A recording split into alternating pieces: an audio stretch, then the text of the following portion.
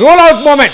Sukhoi 30 MKI with President of the country Draupadi Murmu के साथ में फाइटर जेट अब टैक्सीवे पर जाता हुआ और अगले कुछ सेकंड्स में वो रनवे पर जाएगा, पोजीशन लेगा, एग्जैक्टली एटीसी के क्लियरेंस का वेट करेगा कि अब हम रेडी टू टेक ऑफ हैं।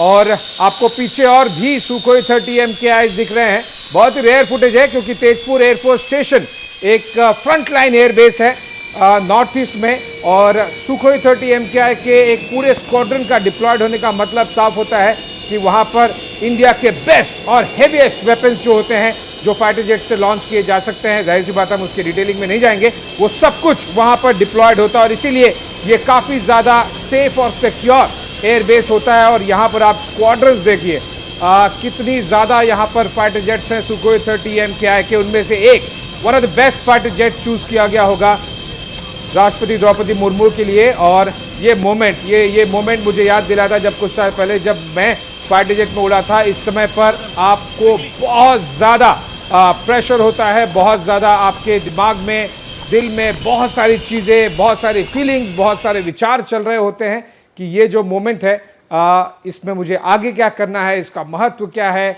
वो किस तरह से मैं ये मोमेंट जीऊँ, किस तरह से उसके एक एक सेकंड को मैं अनुभव करूं। लेकिन आप ध्यान रखिए कि आप बहुत सारे सिस्टम्स के साथ में घिरे हुए हैं और इसीलिए और भी ज्यादा कॉम्प्लेक्सिटी हो जाती है। उनमें से एक है वो अब सीधा टारमेक के रनवे की तरफ बढ़ रहा है और ये विजुअल्स हम देख पा रहे हैं, ये अपने आप में कई मायने में खास है। ये देखिए टैक्सी वे से सुखोई 30 MKI अब रनवे की तरफ जाता हुआ, वहां पर जैसे कि मैंने बताया कि रनवे के एक छोर पर पहुंच के सू 30 MKI रुक जाएगा, वो वेट करेगा एटीसी के क्लियरेंस का और उसके बाद में लगभग 30 मिनट की सॉटी हमें बताई गई है राष्ट्रपति को दी जाएगी। और ऐसे में ग्रुप कैप्टन देवनाथ, शरीर आपका कितना सक्षम है, आप कितना ट्रेंड है, कितना जी फोर्स आप ले सकते हैं, कितनी उम्र है, उसके हिसाब से जी फोर्स डिसाइड होता है कि आप गुरुत्वाकर्षण बल के खिलाफ 2G पे जाएंगे, 3G पे जाएंगे। हाँ आशीष, सभी फाइटर पायलट्स को एक ट्रेनिंग दी जाती है। फाइटर पायलट्स का जब इंडक्शन होती है तो उनकी उम्र महज 18, 19, 20, 21 साल होती है, बहुत फिट होते हैं। इसके बाद उनको एनडीए में 3 साल की ट्रेनिंग करते हैं और एयरफोर्स एकेडमी में 1 साल की ट्रेनिंग करते हैं। इस दौरान फिजिकल फिटनेस के लिए उनको बहुत तरह के एक्सरसाइज कराए जाते हैं, जिसमें सबसे ज़्यादा उनके पेट के मसल्स, उनके जो पैर के मसल्स हैं, उनकी रीढ़ की हड्डी के जो मसल्स हैं वो बहुत मजबूत हो जाएं। मैं आपको बता दूं कि एक फाइटर पायलट शुरुआती दिनों में जी सूट पहनकर जो 5, 6, 7 जी तक जाता था, युद्ध के दौरान अगर दुश्मन उसकी तरफ एक मिसाइल लॉन्च कर दे तो उसी जी सूट को पहनकर उस फाइटर पायलट को उस दुश्मन के मिसाइल से बचने के लिए 7 जी, 8 जी, 9 जी तक जाना पड़ सकता है, क्योंकि ये करो या मरो, या तो आप दुश्मन के मिसाइल से हिट हो जाओ या आप 9G से टर्न करो। उस वक्त जो पायलट है उसके बॉडी का वजन जो है 9 गुना बढ़ जाता है, लेकिन उसको फिजिकल फिटनेस के लिए ट्रेनिंग दी जाती है। एक और चीज होती है जो कि हम कहते हैं एम्बर मैनूवर। अगर आप आशीष मुझे 30 सेकेंड दें तो मैं आपको डिस्क्राइब कर सकता हूं। सर रेडी है, एटीसी का क्लियरेंस आएगा, तब तक आप 30 सेकेंड ले लीजिए। हाँ आशीष, इस वक्त एयर ट्रैफिक कंट्रोल जो है उनको बोल रहा है कि क्लियर टेक ऑफ के बाद आपको किस ऊंचाई पर, किस दिशा में, किस सेक्टर में जाके उड़ना है। देखिए G1 जब जी फोर्सेस ज़्यादा हो जाती हैं तो जी सूट के अलावा पायलट जो क्या करता है वो M1 मैनूवर करता है। इसमें क्या होता है कि वो अपने पेट की अंतड़ियों को अंदर खींच लेता है, अपने गले के मसल्स को टाइट करके खींच लेता है, और जब वो 8G 9G तक जाता है तो अपने गले में ऑक्सीजन, ब्रेन में जो ब्लड है वो नीचे ना चला जाए, इसके लिए वो ऐसे करता है, जैसे मैं दिखाता हूं, अभी दर्शकगण भी चौंक ना जाएं। इससे क्या होता है कि पायलट युद्ध की स्थिति में 8G 9G तक जा सकता है।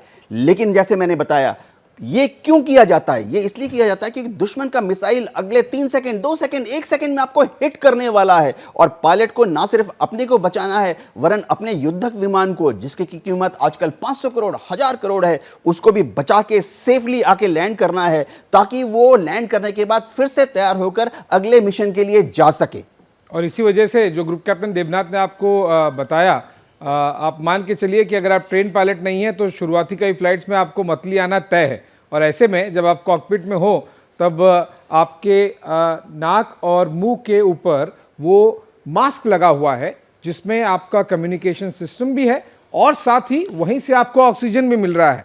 तो अगर कुछ 19-20 हो गया वहां पर तो आप ये मान के चलिए कि आपको ऑक्सीजन सप्लाई तक इंटरप्ट हो सकता है और इसीलिए बहुत ज्यादा ट्रेनिंग की जरूरत होती है। एयरमैन रेडी हैं, फाइनल चेक किया जा रहा है। जैसे कि हम बता रहे थे कि टैक्सी वे से रोल आउट होकर वो रनवे के एक छोर पर जा चुका है। सुखोई 30M क्या है, राष्ट्रपति के साथ में टायर्स और बाकी सारी चीजें एक फाइनल चेक दी जा रही हैं, क्योंकि राष्ट्रपति यहां पर इस फ्लाइट में है तो जाहिर सी बात है कि एक्स्ट्रा अल्ट्रा मैं कहूंगा कि चेक्स की यहां पर जरूरत होती है। जनरली भी सारे के सारे सेफ्टी नॉर्म्स हर एक फ्लाइट से पहले फॉलो किए जाते हैं, लेकिन कुछ एयरमैन हमें दिखाई दे रहे हैं और अब से कुछ ही सेकेंड्स में जब ATC का क्लियरेंस मिल जाएगा तब ये सुखोई 30M क्या है, इंडियन एयरफोर्स का heaviest fighter jet take off करेगा तेजपुर एयरबेस से, जो कि इंडियन एयरफोर्स का फ्रंटलाइन बेस है। ग्रुप कैप्टन बैनर्जी, हमने देखा है कि कितना जी यानी कि गुरुत्वाकर्षण बल के कितना विरोध में आप जाएंगे इस फाइटर जेट में बैठ के, ये काफी कुछ ट्रेनिंग, आपकी उम्र, आपकी शारीरिक और आपकी मानसिक क्षमता पर तय होता है, क्योंकि राष्ट्रपति अब 64 वर्ष से ज्यादा की है तो जाहिर सी बात है कि उन्हें कोई बहुत ज्यादा मनूवर या फिर कोई बॉम्बिंग मिशन का जरूरत है नहीं। लेकिन कितने आपको लगता है कि 2G, 3G, 4G तक राष्ट्रपति को अनुभव कराने की कोशिश की जाएगी इस फ्लाइट में? Group captain Banerjee. बिल्कुल, ये ब्रीफिंग राष्ट्रपति जी को दिया गया होगा कि आप जब तक कंफर्टेबल रहे हमें बताते रहिए, जब आप अनकंफर्टेबल फील करेंगे हमें बताना।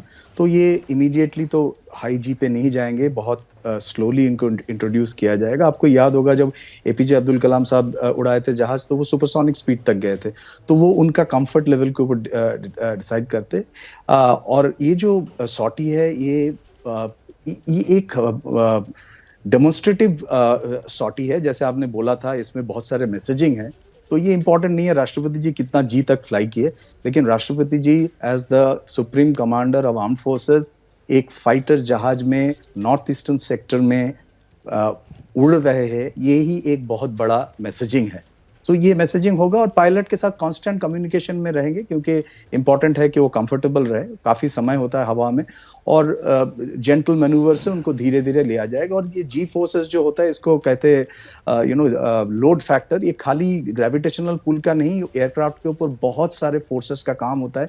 उसका जो कंबाइंड जो रिजल्टेंट फोर्स है उसका जी बोलते हैं लोड फैक्टर। और जैसे कि देवनाथ सर ने बताया कि आप जब हाई जी पुल करते हैं आपका वेट बढ़ता है, नेगेटिव जी में आपका लेसनेस का फीलिंग होता है। जैसे कि आप एक झूला में झूलते हैं और उसमें आपको एक पेट में एक हल्का सा फीलिंग आता है और जब ऊपर जाते हैं तो फीलिंग होता है। वो सिमिलर फील अगर आप 20x पे कर दे तो वही फीलिंग फाइटर एयरक्राफ्ट में आता है। तो इसलिए जब वो नेगेटिव जी में जाते हैं या वहां से पॉजिटिव में आते हैं तो एक पेट में एक खलबली सा होता है, तो इसलिए उनके कंफर्टेबल रहना जरूरी है। आप वो मोमेंट आ गया जब वो रोल कर रहे हैं, मैं जो बता रहा था कि एयरक्राफ्ट कुछ ही सेकंड में आप ऑलरेडी 100 kmph में पहुंच चुके होंगे। क्या मजबूरी है मेरी बताइए?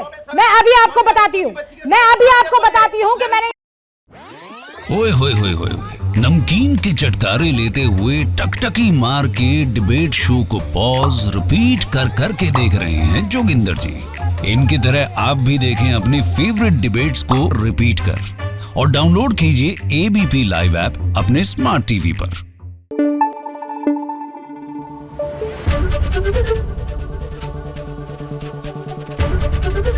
ABP न्यूज आपको रखे आगे।